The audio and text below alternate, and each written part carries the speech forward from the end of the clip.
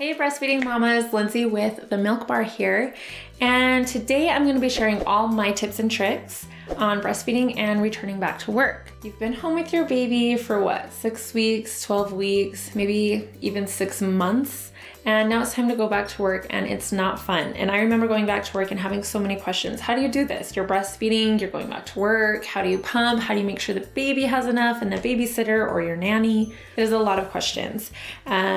So today I'm going to be breaking everything down for you and sharing all of my tips. Tip number 1. Prepare you and the baby first. So this one is really crucial and a lot of people kind of forget about this.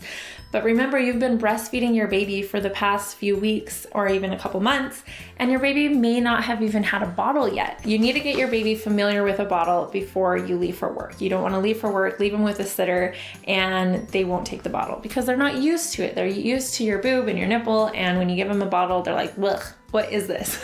So you need to get you and the baby ready first. So you're gonna wanna introduce your baby to a bottle around 3 to 4 weeks before you leave for work. So this is kind of the fun part. So take a girls' night out or go get a pedicure, maybe go to dinner with a friend and leave the baby home with your spouse or grandma or even a babysitter and leave them a bottle.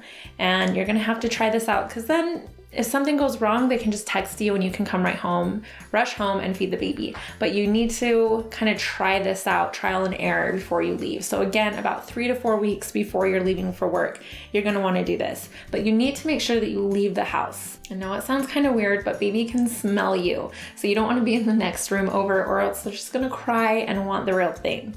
So make sure that you're actually leaving the house when you're doing this. Tip number 2. You need to build a stash, right? So, okay, this one's a good one because you don't want to get overwhelmed by what you see online. I remember when I was breastfeeding and I was getting ready to go back to work and I was like, oh my gosh, I saw online this girl had like 300 ounces stored in her freezer. How am I gonna do this? Oh my gosh. Don't get freaked out.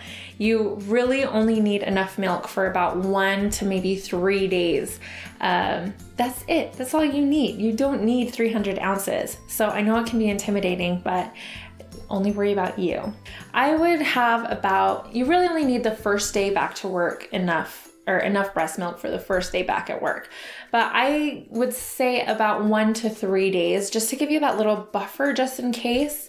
You don't want to have to be worrying if maybe you weren't able to pump once or your baby spilled something at the daycare. So I just like to say about 3 days just to be safe. And okay, so this is how we break it down. Most breastfeeding babies need an average of 25 to 30 ounces within a 24-hour period. So to be safe, you want to take 30 and divide it by the amount of time that you're going to be away from your baby. So let's say you're going to be away for 8 hours. You'll need around 10 ounces of breast milk for your baby for that first day. If you're 8 hours, yeah. If you're away for 10 hours, then you'll need to be around 15 ounces. So for 8 hours, it's 10 ounces. For 10 hours is 15 ounces. Now remember, you may have an 8-hour shift, but you need to figure in driving time. You're probably wondering, how do I even build a stash before going back to work? Well, you're in luck because I did a full-on video on how to build a breast milk stash before going back to work. And if you just click right here, then it will take you right there. Okay, so tip number 3. Create your pumping schedule and you need to stick to it. It's really hard. Sometimes you're at work and you're busy and you want to skip one, but you can't. So you're going to want to set your pumping schedule to reflect how your baby currently eats. For example, when I went back to work, my daughter ate at 9 a.m., 1 p.m., and 4 p.m. So that was just a rough schedule of what she was eating throughout the day. So when I went to work, I was pumping at 9 o'clock, at 1 p.m. and then at 4 o'clock again. And I did this every single day. And what I did is I just set a timer on my phone that went off at those times every day that reminded me. And I went and did my pumping for the day. This is gonna help keep your milk supply on schedule. And when you're back at home with your baby on the weekends, your milk supply is still on their schedule. So make sure that you do those that are reflecting when your baby's eating. And I know that this can be hard. I know it can, but you need to do it. If this is important to you, you can do it. If you miss one, that's okay, but stick to your schedule and you can do this. Tip number 4, bring a reminder for you from your baby. Okay, so what does that mean? You need something to help keep your milk supply up. Your breasts are not going to react the same to a pump, a manual pump or electric pump, as a breastfeeding baby because their mouth is on it and they're sucking differently. So a lot of women go through the point of time where they are like, I can't, I'm not producing any milk when I'm pumping, and it's because you're not having a letdown and your body's not reacting the same. So a good tip is to bring some videos of your baby laughing or giggling or maybe even crying and watch those while you're pumping, or bring some photographs. I actually used to bring one of my baby's toys so I could smell it while I was nursing or while I was pumping. And if I'm pumping and I can't get anything, I just would pick up that little toy and I'd smell it, and it would kind of help, my hormones go, and it would remind me of my baby. And then a few minutes would pass by and I'd be able to get some milk from pumping. All right, tip number 5. This one's an important one. You need to know your rights.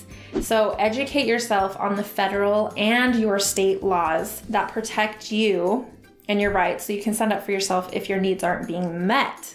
So employers in the US are required to provide breastfeeding mothers with a private place to pump that is not a bathroom.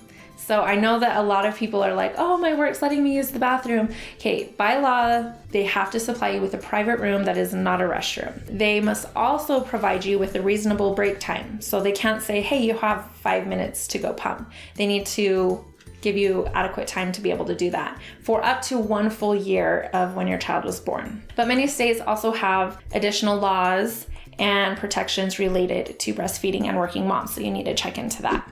All right, number 6. Keep your supplies all together. Okay, a lot of moms are like, oh, I forgot this at work, or I forgot one of my pumps or whatever. This one's important, okay? You want to keep your breast pump and all of its parts together. You're gonna need a small cooler, extra bottles or storage bags. You're gonna need an ice pack to keep your pumped milk cold. I would bring some cleaning supplies in case your work doesn't really have any. A large bag to carry everything in. So I had a backpack that I used, and I would just put everything in it. And it made it so much easier because I wouldn't be searching for all my parts. Tip number 7, store your freshly pumped breast milk in a small cooler with an ice pack. And you can't forget the ice pack because not all employers supply a fridge for you. So you need a cooler with an ice pack. And after every pumping session, you're gonna combine all of your bottles together into one single bottle or store it into a Ziploc storage bag.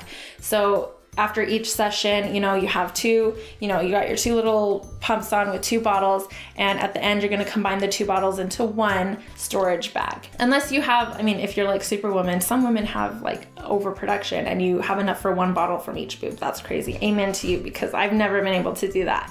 But then you'll need separate bags. But the ice pack is super crucial. You don't want to forget that. Okay, tip number 8, unpack and repack as soon as you get home. Because if you don't do this, you're gonna forget, because I've done it a bazillion times. So you're gonna wanna pour all of your milk into the storage bags if you haven't already, and then you need to make sure you label them. So you need to put the date and how many ounces are in there, because when you freeze them, it expands and you don't ever know really how much is in there. And then you should be washing all of your parts after you've pumped for each session. So you don't really need to come home and clean your pump. It should already be clean, unless you need to clean some of the bottles that you emptied out, and maybe if you got lazy and you didn't wash it on your last pumping session, then you'll need to. And then make sure you put your ice pack in the freezer. Don't forget that, because you need it frozen for the next day. And then just make sure you repack everything else and fill your backpack again with more storage bags for tomorrow, and then put the bottles back in for tomorrow and have it ready to go. So then you have the rest of the night to relax with you and your family and your spouse. All right, well, that's it. Those are all my tips for pumping and going back to work. If you like this video, make sure you give it a thumbs up and subscribe to my channel for more breastfeeding tips and tricks. With the Milk Bar here, and today I'm going to be talking about my breastfeeding journey. Because let's face it, breastfeeding is not easy, and